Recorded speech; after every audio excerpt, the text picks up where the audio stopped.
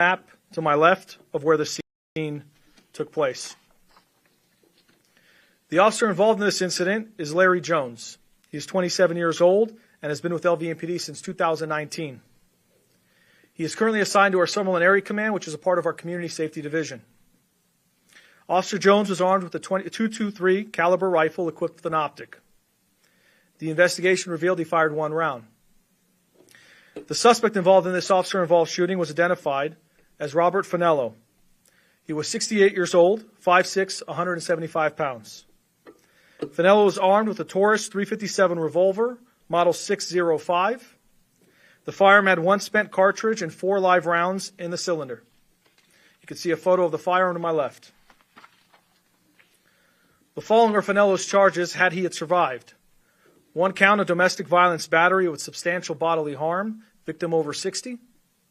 3 counts of assault with a deadly weapon on a police officer. And discharging a firearm where a person may be in danger. I'll go into the details of the incident now. On March 22, 2025, at approximately 1:52 p.m., LVMPD received a call for service from the suicide hotline, reference a suicide male near the 6100 block of Allen Cove Court. The suicide hotline operator stated they received a call from a male, later identified as Robert Finello, who said he had loaded a .357 Magnum and was threatening to shoot himself. The call also said that Finello told her that he'd been beating his wife for the past 2 days and that he had not slept. Due to the details provided, the call was classified as a STAR de-escalation protocol, and we sent 1 sergeant and 3 officers to the call. The suicide hotline operator continued to speak with our 911 operator, and they advised us that Finello was not willing to put the gun down and that his wife was in the garage of the residence with him. As officers arrived, a gunshot could be heard coming from inside the residence. Finello then told the suicide hotline operator that he was the one who fired the gun and that he was getting impatient with how long it was taking officers to arrive to the scene. We will now play body-worn camera video from Officer Jones as he arrives and as he hears a gunshot coming from the residence. So throughout the TV, I'm gonna arrive at that one side container address. I just need a unit just to ride with me. I'm gonna deploy the rifle to this spot. And to Robert 2 TV, just be advised, just give us a red. I just heard a gunshot just come from the front of the residence. As you can see in this video, due to the nature of the call and the details that Finello had already fired a round into the air, Officer Jones deployed his rifle, and he, along with another officer, made their way to a house directly across the street from Finello's residence. They positioned themselves on the 2nd floor of this house and began giving updates over the radio. As additional officers were arriving, they could see Finello on the street in front of his residence and confirmed that he did have a firearm that he was holding. The sergeant began establishing an immediate action team with less lethal options to attempt to make contact and to attempt to de-escalate the situation by asking him to drop the firearm, which he refused to do. A short time later, Officer Jones observed Finello quickly raise his firearm, during which point it posed a threat to the officers that were attempting to speak with him. Officer Jones then discharged 1 round from his firearm, striking Finello, causing him to fall to the ground. Officers in the immediate action team then approached Finello, safely took him into custody, and immediately called medical personnel to respond. Finello was transported to UMC Trauma, where he was later pronounced deceased. We will now show you a neighboring home surveillance video of Finello, which shows that he was armed with a firearm.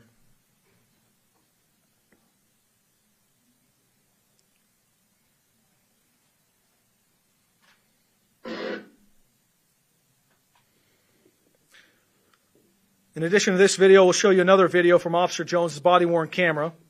In this video, the glare from the sun in the top left corner blocks some of the view, and also the window seal blocks some of the view.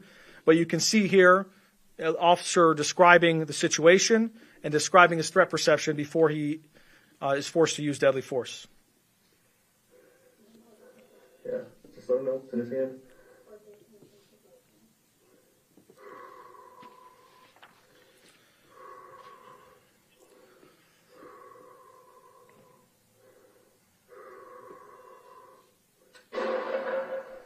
Shots fired. He raised it at him.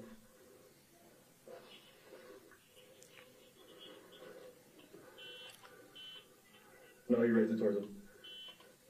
Control 2 over 2 TV. It's going to be shots fired by police. Break. Subject raised the revolver towards that immediate action team that's positioned directly north. All officers go for it. This concludes the formal portion of this briefing. I'll just end by saying that these events are always tragic. In particular, in this case, the suspect had severely beaten his wife for 2 days before we were even aware of the situation. And it's just a harsh reminder of the dangers of domestic violence, which is the leading cause of murders in our valley. And we've done a lot. We've made a lot of progress in trying to reduce murders, and we've been successful in 2024. 23% reduction in 2023, a 35% reduction, but clearly there's still a lot of work to be done and a lot of domestic violence incidents that we're still trying to get ahead of. But with that, I have some time. I can take some questions. I'll just remind everyone that, again, this is still early into the investigative process, so we have limited information.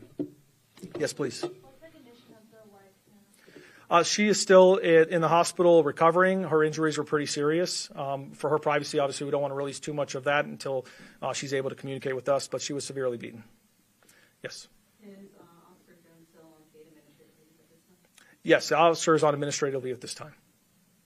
Did Robert have a history of mental health issues or anything like that? We're always concerned when these types of situations happen about the mental health component. You've heard Sheriff McMahill talk about his priorities of trying to address mental health, homelessness, and addiction as well in the community, which leads to a lot of this type of, a lot of crime and a lot of these types of incidents. In this case, we're still early into determining the background of the suspect. I can tell you, obviously, he did call the suicide hotline, so we do believe he was suicidal and making those types of threats. So I think it's fair to say that there was a mental health component we are looking at. Yes, ma'am. Just to go into that mental health aspect, how is the officer's mental health? Just to reiterate this, is never an easy decision to make. So how is his mental health? I appreciate the question, and just for everyone else so they can hear the question, how is the officer doing in terms of their mental health, and that these are very difficult situations to deal with. That question means a lot to us, even just the fact that you ask it. And for the community, they know how important it is to keep our cops healthy. Not just from a physical perspective, but from a mental perspective as well. The sheriff has made it a priority to focus on wellness, not just because it's important to take care of the officers that serve our community, but because if we take better care of those cops, they take better care of our community. So it is a top priority for this agency to continue to build upon our wellness programs for our police officers. And this particular incident is a good reminder of the challenges they face. We are obviously closely monitoring this officer and providing a variety of resources to him and his family as well. I think people forget our cops are human beings.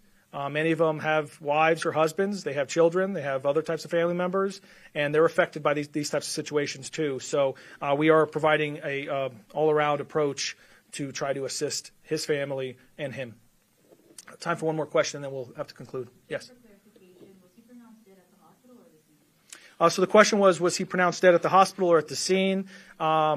He was transported to the hospital. He's pronounced at the hospital, but we'll get back to you if that is inaccurate. At the last update I had was he was transported and pronounced at the hospital. We will provide that in our comments press release, but I'll just quickly, if I can get to it, it's Fanello. With that, I appreciate your time. Thank you for your questions, and we'll follow up when we have more information.